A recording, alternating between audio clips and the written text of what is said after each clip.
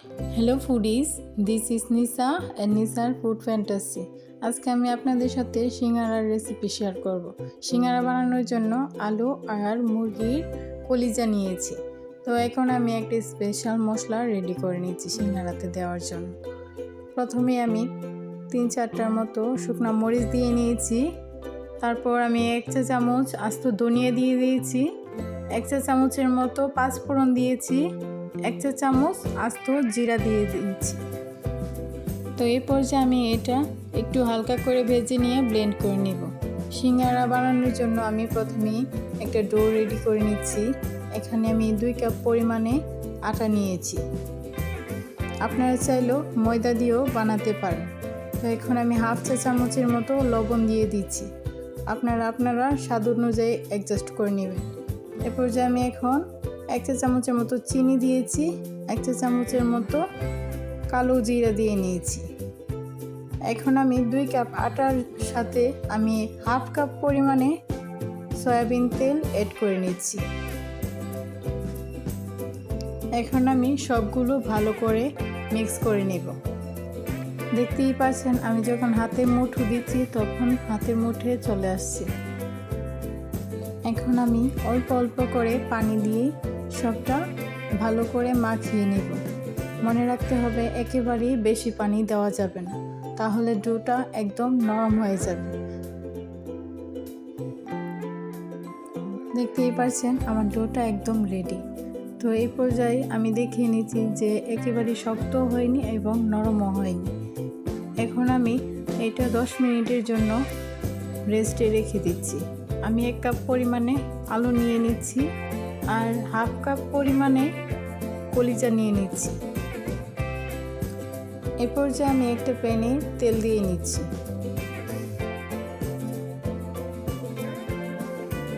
আমি 1/2 কাপ পরিমাণে পেঁয়াজ দিয়ে দিচ্ছি আর 4-5টার মতো কুচি করা কাঁচামরিচ দিয়ে দিচ্ছি। এখন পেঁয়াজ এবং কাঁচামরিচটা হালকা করে ভাজা হয়ে গেলে আমি এটার মধ্যে 1/2 চা চামচের মতো লবণ দিয়ে দিচ্ছি আর 1/2 চা চামচের মতো হলুদের গুঁড়া দিয়ে দিচ্ছি। সবগুলো এখন মিক্স করে নিচ্ছি। এখন আমি 1 কাপ পরিমাণে আলু দিয়ে দিচ্ছি আর 1/2 কাপ পরিমাণে কলিজা দিয়ে দিচ্ছি। আমি কলিজাটা 1 চা চামচ আদা রসুন পেস্ট এবং পরিমাণ মতো লবণ আর হলুদ দিয়ে ভেজে নিয়েছি আগেই। ভিডিওটা লং হয়ে যাবে এজন্য দেখাইনি। এখন আমি স্বাদমতো ধনিয়া পাতা দিয়ে দিচ্ছি আর ব্লেন্ড করা মশলা 1 চা চামচের মতো অ্যাড করে দিচ্ছি। মনে রাখতে হবে বেশি দেওয়া যাবে না, বেশি দিলে তেতো হতে পারে, এজন্য আমি 1 চা চামচই অ্যাড করে দিচ্ছি। এই পর্যায়ে আমি সবগুলো মশলার সঙ্গে মিশিয়ে নিচ্ছি। মিশানো হয়ে গেলে আমি এখন প্যান থেকে সবগুলো উঠিয়ে নিব। এখন আমি সিঙ্গারা বানানোর জন্য যে ডোটা করেছিলাম ভালো করে মধ্যে নিয়ে এখন আমি পিস পিস করে কেটে নিব, 5 ভাগে ভাগ করে নিব, 5টা ডো বানিয়ে নিব। ডোগুলো হাতের সাহায্যে ভালো করে মথে নিতে হবে। যখন মথা হয়ে যাবে তখন একটা রুটি বানিয়ে নিতে হবে। রুটির মতো এত বড় না এবং একটু লুচির মতো ছোট করে বেলে নিতে হবে। তো এই পর্যায়ে আমি একটু আটা দিয়ে নিচ্ছি, দিয়ে একটা বেলনি দিয়ে বেলে নিচ্ছি।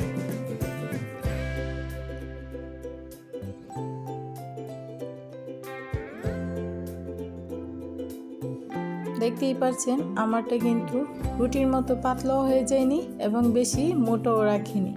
এরকম করে লুচির সমান করে একটা রুটি বেলে নেবেন। এখন আমি চাকুর সাহায্যে রুটিটাকে 2 ভাগ করে কেটে নেব।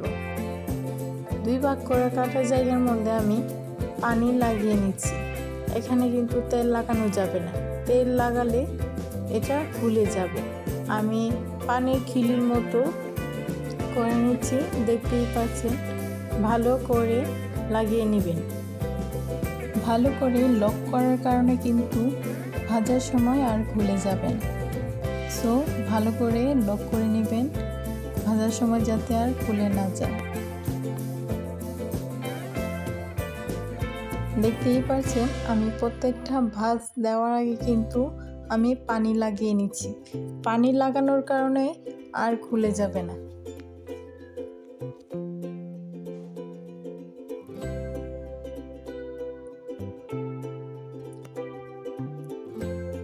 তো আমি সেমভাবে সবগুলো সিঙ্গারা রেডি করে নিচ্ছি। এখন আমার সিঙ্গারাগুলো রেডি করা ডান।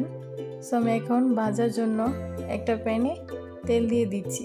তেলটা আমি আঙুল দিয়ে চেক করে নিচ্ছি, বেশি গরম তেলে দেওয়া যাবে না। বেশি গরম তেলে দিলে উপরে ভাজা হয়ে যাবে, ভিতরে কাঁচা রয়ে যাবে। এজন্য হালকা গরম তেলে আপনি সবগুলো সিঙ্গারা ভেজে নেবেন। দেখতেই পাচ্ছেন আমি একদম লো ফ্লেমে রেখে সবগুলো সিঙ্গারা ভেজে নেব।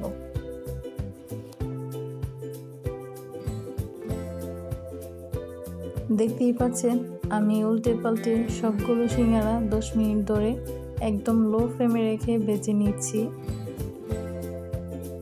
সিঙ্গারাগুলো ভাজা হয়ে গেলে এখন আমি সবগুলো সিঙ্গারা প্যান থেকে উঠিয়ে নিব, সার্ভ ডিশে উঠিয়ে নিচ্ছি।